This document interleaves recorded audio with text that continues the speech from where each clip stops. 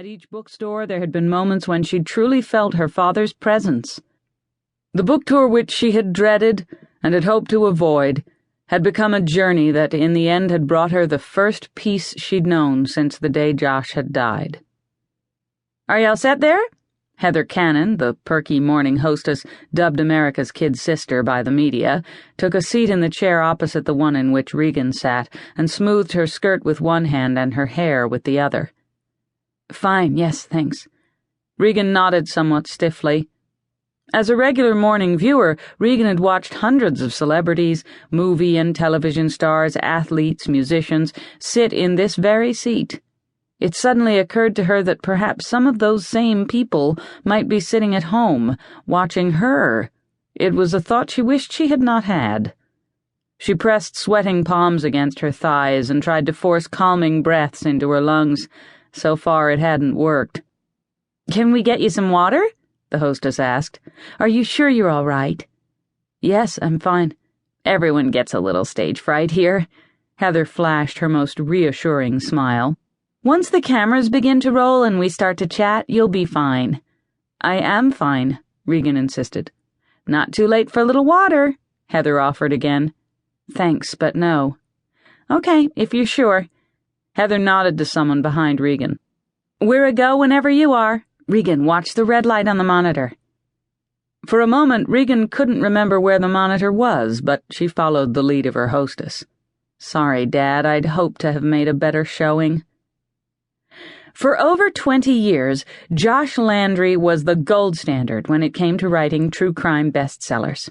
Heather began. He made a highly respected career out of investigating old unsolved murders with the intent of cracking them, and then told the story in one of his many books, the last few with the assistance of his daughter Regan. Tragically, Josh Landry was murdered last year at his farm outside of Princeton, New Jersey, by a man named Archer Lowell, who had targeted Landry as part of a bizarre murder triangle that had for several months stumped even the FBI.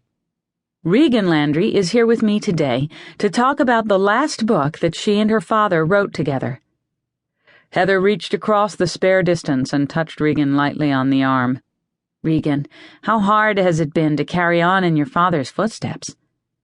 "No one could fill my dad's shoes, but I couldn't not go on this tour. He was very, very proud of this book, and I felt obligated to go on with the schedule. Dad always looked forward to seeing his readers, and I felt I owed it to them, and to him, to take this last trip." "Do you think it will be the last trip?" Heather leaned closer. "You're not thinking about continuing your father's work?" Regan hesitated for a long moment. "I hadn't planned on it. My intention was to finish out this tour for him, then move on to something else with my life. But before I left last month, I'd started cleaning out my dad's house with an eye toward getting it ready to put on the market. In the course of going through his files, I came across some notes that he'd made regarding different cases he'd looked into over the years, books he'd planned on writing in the future. And I have to admit, some of those cases are stories just begging to be told." "Ah, so there might yet be more Landry true crime?" "Possibly.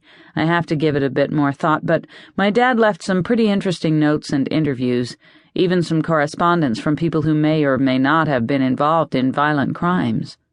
"Correspondence? From killers?" "Some claiming to be. It's pretty scary reading, actually." "Your father didn't turn these letters over to the police?"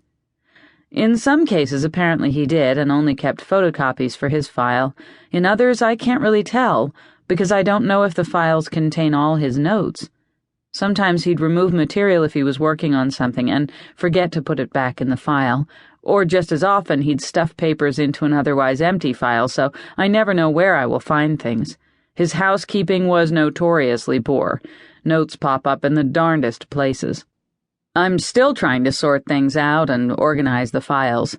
To answer your question, I can't tell what's been handed over to law enforcement because I don't know what the files originally contained. And others, well, it's hard to know which letters were from real criminals." "Because some of the letters might be from people who just got a charge out of writing to him and saying they had committed certain acts to get his attention?" "To be sure, there was some of that. He'd mentioned several times that he'd get letters from one state or another, describing killings or whatever, but when he'd contact the local police, he'd be told there were no bodies buried where the letter said there'd be, that sort of thing. So it was hard for him to know who was on the level. Yes, but he did amass a wealth of information on many cases that he'd shared with police and with the FBI over the years.